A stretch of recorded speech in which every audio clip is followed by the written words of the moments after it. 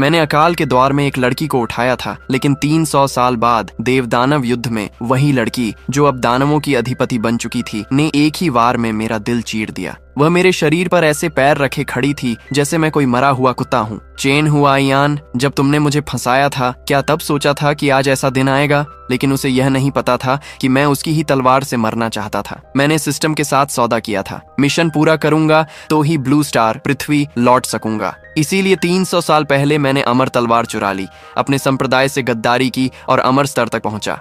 और उसे उसी संप्रदाय ने काल कोठरी में बंद कर दिया जहां वह जीते जी मर गई। वरना मेरी ताकत के साथ मैं अपनी ही सिखाई हुई ताई तलवार से कैसे नहीं बच पाता। मेरे सामने खड़ी थी इस दुनिया की इकलौती दानव अधिपति लुओ लिंगशुआंग, मेरी कभी की छोटी शिष्या। अपनी जाती हुई सांसों को महसूस करते हुए मैं बस कड़वी मुस्कान दे पाया। क्या यह सब करना सच में सही था? उसने कुछ नहीं कहा, बस घृणा तलवार को मेरे शरीर से खींच लिया। खून उसके चेहरे पर छिटक गया। उसने मुझे जमीन पर गिराया और ऊपर से घूरती रही। वो आंखें जो कभी झरने जैसी साफ थीं, अब 1000 साल की बर्फ जैसी ठंडी हो चुकी थीं। लेकिन उस बर्फ के सबसे गहरे हिस्से में एक हल्की सी कंपकंपी छिपी थी। चेन हुआइयान, तुम्हें कुछ कहना है? मैंने मुंह खोला, पर उसमें सिर्फ खून था। सिस्टम का आदेश था, उसकी तलवार से मरना है और कुछ भी ऐसा नहीं कहना है जो उसके मन को डगमगाए, वरना मिशन असफल और मैं कभी पृथ्वी नहीं लौट पाऊंगा। इसलिए मैंने चुप रहना चुना। वह झुकी, उसकी पतली उंगलियों ने मेरी ठुड्डी पकड़ी और मेरा चेहरा अपनी तरफ घुमा दिया। चेन हुआइयान, आखिरी बार पूछ रही हूँ। उसकी आवाज कांप रही थी, भले ही चेहरे पर हत्या का इरादा था।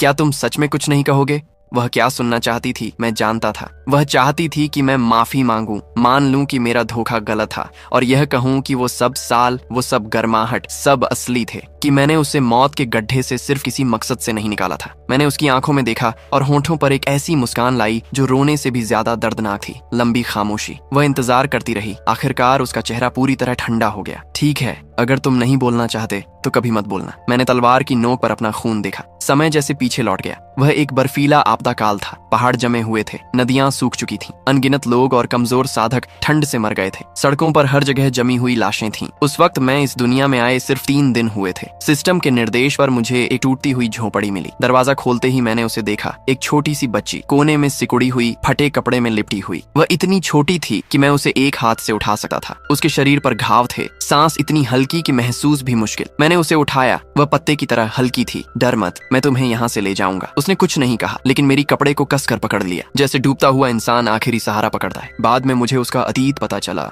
उसका नाम लुओ लिंगशुआंग था। जन्म के साथ ही माँ मर गई थी। गांव वालों ने उसे निकाल दिया था। 5 साल की बच्ची इस बेरहम दुनिया में कुत्तों के साथ खाना छीनती, घास के ढेर में सोती थी। मुझे नहीं पता वह कैसे जिंदा रही। शायद किस्मत चाहती थी कि वह और दर्द सहे। उसे पालने के लिए मैं शुआंथियन संप्रदाय में गया। झाड़ू लगाया, लकड़ी काटी, सामान उठाया, भट्टियां साफ की, जानवरों को खिलाया, सब कुछ किया। दिन के 12 घंटे काम करता था। मजदूरी बस इतनी कि खाना और कपड़ा मिल सके। लेकिन लुओ लिंगशुआंग बड़ी होती गई। 5 से 10, 10 से 15 साल। एक सुंदर युवती बन गई। उसकी प्रतिभा मुझसे कहीं ज्यादा थी। मुझे एक बुजुर्ग ने चुना। मैं बाहरी शिष्य से अंदरूनी शिष्य बन गया। 10 साल बाद मुख्य शिष्य बना। वह भी मेरे साथ संप्रदाय में आई, मेरी छोटी शिष्या बनकर। वह समय इस दुनिया में मेरे 300 सालों का सबसे अच्छा समय था। अचानक वर्तमान में लौटा। घृणा तलवार फिर गिरी, लेकिन आखिरी पल में मैंने देखा उसका हाथ कांप रहा था। जब तलवार मेरे शरीर को चीर रही थी, उसकी आंखों में एक पल के लिए खालीपन था। फिर वह फिर से कठोर हो गई। मेरा शरीर मिटने लगा। पीछे बस धर्मसेना रह गई। मरने से पहले मैंने आखिरी बार जो देखा वह उसकी पीठ थी, अकेली, बिल्कुल वैसी ही जैसे 300 साल पहले, जब वह ठंडी पहाड़ी पर मेरा इंतजार कर रही थी। माफ करना, ये 3 शब्द आखिर तक नहीं निकल पाए। समय फिर 300 साल पीछे गया। जब मैं संप्रदाय में तीसरे साल था, मेरी शक्ति स्वर्ण कोर के अंतिम चरण में थी और लुओ लिंगशुआंग मुझसे भी तेज बढ़ रही थी। संप्रदाय ने उसे खजाने की रक्षा का काम दिया। तभी सिस्टम ने नया मिशन दिया। मिशन शुआंथियन संप्रदाय की अमर तलवार चुराओ। निर्देश अराजकता फैलाओ, मौका पाकर तलवार ले लो। इनाम उच्चतम स्तर की शक्ति और दिव्य तकनीक। सज्जा मना किया तो कभी पृथ्वी नहीं लौटोगे। मैं चौंक गया। क्या मजाक है? मैं गद्दार नहीं बनूंगा। सिस्टम मना करने पर तुम हमेशा इसी दुनिया में फंसे रहोगे। और फिर तुम्हारी पृथ्वी पर संरक्षक जियांग यीशुआन तुम्हारे गायब होने के कारण मानसिक रूप से टूट चुकी हैं। इस समय हर जगह गुमशुदगी के पोस्टर लगाए जा रहे थे। उसने मेरे दिमाग में एक दृश्य दिखाया। मेरी छोटी मौसी सड़क पर खड़ी थी। उसका चेहरा थका हुआ, आंसुओं से भरा हुआ। उसके हाथ में मेरे फोटो वाले गुमशुदगी के पोस्टरों का एक ढेर था। वह बर्फ और तेज हवा में एक एक पोस्टर चिपका रही थी। उसके हाथ ठंड से लाल हो चुके थे और वह चिपकाते हुए रो रही थी। उस पल मैं पूरी पूरी तरह टूट गया। मेरी मौसी ही मेरी एकमात्र रिश्तेदार थी। वो मुझसे सिर्फ 10 साल बड़ी थी, लेकिन जब मेरे माता पिता की कार दुर्घटना में मौत हो गई तब उसी ने मुझे पाला था। उसने शादी नहीं की, उसके अपने कोई बच्चे नहीं थे। उसने अपनी पूरी जिंदगी, पूरी मेहनत सिर्फ मुझ पर लगा दी। वह दो नौकरी करती थी मुझे पढ़ाने के लिए, मेरे लिए खाना बनाती, कपड़े धोती, और जब मैं बीमार पड़ता तो रात रात भर मेरे पास बैठी रहती। वह मेरी माँ नहीं थी, लेकिन उसने माँ से भी ज्यादा किया, और मैं इस अजीब दुनिया में आकर दशकों तक गायब रहा। भले ही पृथ्वी, ब्लू स्टार और इस दुनिया का समय अलग चलता था, लेकिन सिस्टम के अनुसार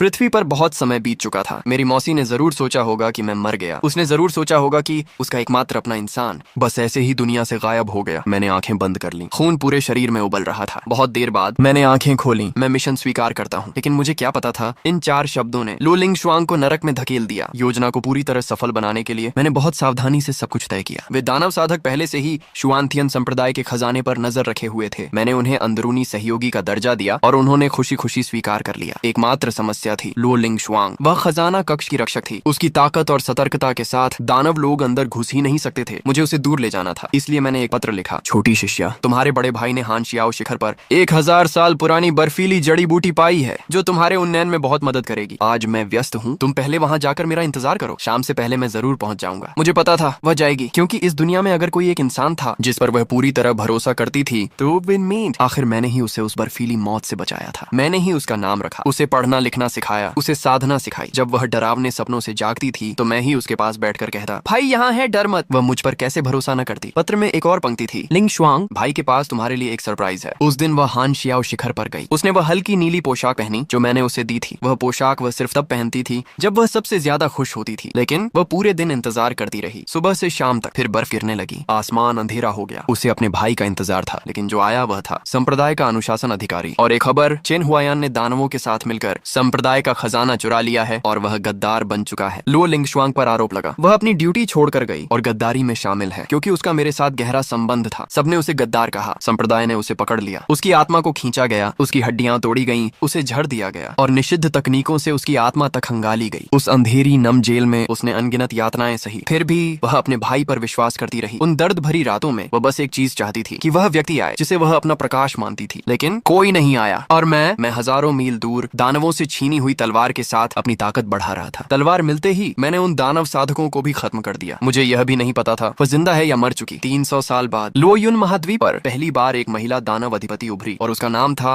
लो लिंग शुआंग। वह निर्दयी बन चुकी थी। बाहर आते ही उसने सबसे पहला काम किया, शुआंथियन संप्रदाय का संहार। हजारों लोग, कोई भी जीवित नहीं बचा। फिर वह मुझे ढूंढने आई और तब तक मैं भी सिस्टम की मदद से उसी स्तर पर पहुंच चुका था। मैंने अपना संप्रदाय बना लिया था और धर्म पक्ष का सबसे बड़ा अमर बन गया था। दोनों पक्ष, देव और दानव, आमने सामने खड़े थे। 300 साल की नफरत के बीच मैं फिर भी उसकी आंखों को पहचान गया। वही आंखें जो उसने पहली बार खोली थी जब मैंने उसे बर्फ में उठाया था। लेकिन मैं पूरी तरह खत्म नहीं हुआ था। असल में सिस्टम ने मुझे तुरंत नहीं भेजा। उसने मुझे एक आखिरी घंटा दिया इस दुनिया से विदा लेने के लिए। अंतिम मिशन पूरा हुआ। आत्मा को स्थिर होने के लिए समय चाहिए। आपको 1 घंटे की स्वतंत्रता दी जाती है। 1 घंटे बाद आप पृथ्वी पर लौटेंगे। इस दौरान आप केवल आत्मा के रूप में रहेंगे और किसी से संपर्क नहीं कर सकेंगे। मैं हवा में तैर रहा था, एक अदृश्य दर्शक की तरह। इस दुनिया में अपने आखिरी 1 घंटे में कैद। देवदानव युद्ध खत्म हो चुका था। धर्म पक्ष हार चुका था। अधिकांश साधक मारे गए, बाकी या तो भाग गए या आत्मसमर्पण कर दिया। लो लिंग शुआंग अकेली ही हवा में उड़कर चली गई, लेकिन वह सिर्फ एक जगह गई, हान शियाओ शिखर, जहाँ कभी शुआंथियन संप्रदाय था। अब वह खंडहर बन चुका था। टूटी दीवारें, जंगली घास और चारों तरफ मौत जैसी खामोशी। वह चट्टान के किनारे खड़ी थी। नीचे अथाह गहराई और चारों ओर घना कोहरा। वहाँ एक पुराना देवदार का पेड़ था, मजबूत, जीवित। वह पेड़ हम दोनों ने साथ लगाया था। जब वह पहली बार संप्रदाय में आई थी तब उसने एक बीज उठाया और मुझसे कहा, भाई चलो एक पेड़ लगाते हैं। मैंने पूछा, क्यों? उसने कहा, आपने कहा था कि देवदार सबसे मजबूत होता है। मैं भी वैसी बनना चाहती हूँ। हमने मिलकर पेड़ लगाया। उसने पानी डाला और एक लाल धागा बांधा, इच्छा का प्रतीक। मैंने पूछा, क्या मांगा? वह शर्मा कर बोली, नहीं बताऊंगी। फिर धीरे से कहा, काश भाई कभी मुझे छोड़कर न जाए और जब मैं बड़ी हो जाऊं तो उनसे शादी करूं। 300 साल बाद वह बीज एक विशाल पेड़ बन गया और उसे लगाने वाले 2 लोग, एक निर्दयी दानव अधिपति और एक भटकती आत्मा। मैं उसे देख रहा था। वह पेड़ के पास गई, उसकी छाल को छुआ, फिर धीरे से बैठ गई, घुटनों को पकड़कर। आंसू उसके चेहरे से गिरने लगे, एक एक कर। 300 साल में लुओ लिंग शुआंग ने कभी नहीं रोया था, न ही तब जब उसे जेल में यातनाएं दी गई थी। जब उसने पूरे संप्रदाय का संहार किया तब भी वह नहीं रोई। जब उसने मुझे मारा तब भी वह नहीं रोई। लेकिन इस वक्त इस खामोश बूढ़े देवदार के पेड़ के सामने वह एक बच्चे की तरह रो रही थी। ठीक वैसे ही जैसे वह 5 साल की उम्र में उस झोपड़ी में सिकुड़ कर रोती थी जब कोई भी उसके पास नहीं आता था। मैं उसके पीछे खड़ा था। मैंने हाथ बढ़ाया, उसके सिर को सहलाना चाहा, लेकिन मेरा हाथ उसके बालों के आर पार निकल गया। मैं कुछ भी छू नहीं सकता था। चेन हुआयान, तुमने मुझे धोखा दिया। मेरी बची हुई आत्मा उसके पीछे खामोशी से बोली, माफ करना लिंग शुआंग, लेकिन वह सुन सुन नहीं सकती थी, कोई भी नहीं सुन सकता था। मैं उसे गले लगाना चाहता था, उसे वैसे ही अपनी बाहों में भरना चाहता था जैसे बचपन में भरता था, और बार बार कहना चाहता था, भाई यहाँ है, डर मत। लेकिन अब मैं उसका बड़ा भाई नहीं रहा, मैं बस एक बिखरती हुई आत्मा था। 1 घंटा बहुत जल्दी बीत गया, मेरी आत्मा और भी पारदर्शी होने लगी। जाने का समय आ गया था। पूरी तरह मिटने से पहले मैंने आखिरी बार उसे देखा। वह अब भी वहीं बैठी थी, घुटनों को पकड़े हुए, एक घायल छोटे जानवर की तरह सिकुड़ी हुई, उस पुराने देवदार के पेड़ के नीचे जिसमें उसकी सबसे कीमती यादें बसी थीं। अलविदा लिंग शुआंग। मेरी चेतना अनंत अंधेरे में डूब गई, लेकिन लुओ लिंग शुआंग की कहानी उस पेड़ के नीचे खत्म नहीं हुई, जहाँ मैं नहीं देख सकता था। उस समय रेखा में वह हान शियाओ शिखर पर बहुत देर तक रोती रही, इतनी देर कि शाम रात में बदल गई, और रात सुबह में जब वह रो चुकी तो वह खड़ी हुई, आंसू पोंछे, और पहाड़ से नीचे उतर गई। वह दानव संप्रदाय गई और एक बुजुर्ग को बुलाया, वही बुजुर्ग जिसने सालों पहले उसे जेल से बाहर निकाला था। लुओ लिंग शुआंग हमेशा सोचती थी कि उसने किसी निजी मकसद से उसे बचाया था, लेकिन आज वह सच जानना चाहती थी, क्योंकि एक सवाल हमेशा उसके दिल में था। अगर चेन हुआयान ने दानवों के साथ मिलकर गद्दारी की थी, तो फिर बाद में वही दानव उसे क्यों बचाते? ये सब बहुत ज्यादा संयोग जैसा था। जब उस बुजुर्ग को उसके सामने लाया गया, उसका चेहरा बदल गया। लुओ लिंग शुआंग ने महसूस किया, उसकी धड़कन अचानक तेज हो गई थी। मैं तुमसे एक बात पूछती हूँ, 300 साल पहले तुमने मुझे जेल से निकाला, किसके आदेश पर? मेरे निर्णय पर महारानी। आपकी प्रतिभा देखकर। झूठ। बुजुर्ग तुरंत कांपते हुए घुटनों पर गिर गया। लुओ लिंग शुआंग ने उसे कोई सफाई देने का मौका नहीं दिया। उसकी शक्ति सीधे उसकी आत्मा में घुस गई और उसकी यादों को खंगालने लगी। उसकी यादें किताब की तरह खुल गईं। उसने सब कुछ देखा। उसने देखा एक युवक जो अपने खून और आत्मा से मंत्र लिख रहा था और उस बुजुर्ग को अपनी कठपुतली बना रहा था। वह चेहरा वह बहुत अच्छी तरह पहचानती थी, चेन हुआयान। उसने देखा कैसे उसने उसी कठपुतली के जरिए एक परफेक्ट जेल ब्रेक की योजना बनाई। हर चीज, समय, रास्ता, पहरेदारों की अदला बदली, सब कुछ बिल्कुल सटीक। लेकिन यह सभी नहीं था। उसने और भी देखा। उसने देखा चेन हुआयान को, जो एक प्राचीन दैत्य से 3 दिन और 3 रात तक लड़ रहा था। उसका शरीर खून से लथपथ था, 6 पसलियां टूट चुकी थीं, बायां हाथ लगभग उखड़ चुका था, लेकिन वह फिर भी खड़ा हुआ। बार बार, हर बार गिरकर वह फिर उठता था। वह हार मानने वाला नहीं था। दैत्य उस पर गरजा, लेकिन वह मुस्कुराया। लुओ लिंग शुआंग के हाथ कांपने लगे। वह जानती थी वह उसके लिए लड़ रहा था। दृश्य बदलते रहे। उसने देखा कैसे वह एक घातक जाल को पहले ही नष्ट कर देता है ताकि वह बच सके। कैसे वह खतरनाक जगह से खजाना निकालकर उसे उसकी राह में रख देता है। कैसे उसने उसकी सबसे खतरनाक परीक्षा में उसके लिए प्राणघातक वार खुद झेला। 300 साल, पूरे 300 साल वह हमेशा उसके पीछे था। हर वो किस्मत जो उसे बचाती रही, हर वो मौका जो उसे आगे बढ़ाता रहा, सब कुछ चेन हुआयान था। वही इंसान जिससे वह नफरत करती रही, जिसे वह मारना चाहती थी। लुओ लिंग शुआंग की आंखों से आंसू बहने लगे, लेकिन दृश्य अभी खत्म नहीं हुआ था। आखिरी दृश्य उसने देखा, वह युद्ध का क्षण। उसकी तलवार चेन हुआयान के सीने में घुसती है। वह उसे रोक सकता था, वह बच सकता था, लेकिन उसने नहीं बचा। जैसे वह खुद उस वार की तरफ बढ़ा हो, और उस पल वह मुस्कुरा रहा था। वह मुस्कान न दर्द की थी, न व्यंग्य की, वह राहत की थी। जैसे कोई बोझ उतर गया हो, जैसे कह रहा हो, आखिरकार सब खत्म हुआ। लुओ लिंग शुआंग का शरीर ढीला पड़ गया। वह जमीन पर गिर पड़ी। उसने अपना चेहरा हाथों से ढक लिया। नाखून उसकी त्वचा में धंस गए, खून टपकने लगा, लेकिन उसे दर्द महसूस नहीं हुआ, क्योंकि दिल का दर्द सब कुछ निगल चुका था। कांपते हुए उसने अपने भंडारण से एक चीज निकाली, वह अमर तलवार। वही तलवार जो उसने चेन हुआयान से ली थी। वह सोचती थी ये बस एक हथियार है, एक धोखे की निशानी, लेकिन अब तलवार पर लगा हुआ बंधन टूट चुका था, क्योंकि जिसने उसे बांधा था वह मर चुका था। बंधन टूटते ही तलवार की आत्मा में एक हल्की आवाज उभरी, इतनी कमजोर जैसे हवा में बुझती लौ, लेकिन उसने साफ सुना, अच्छा किया छोटी शिष्या, यह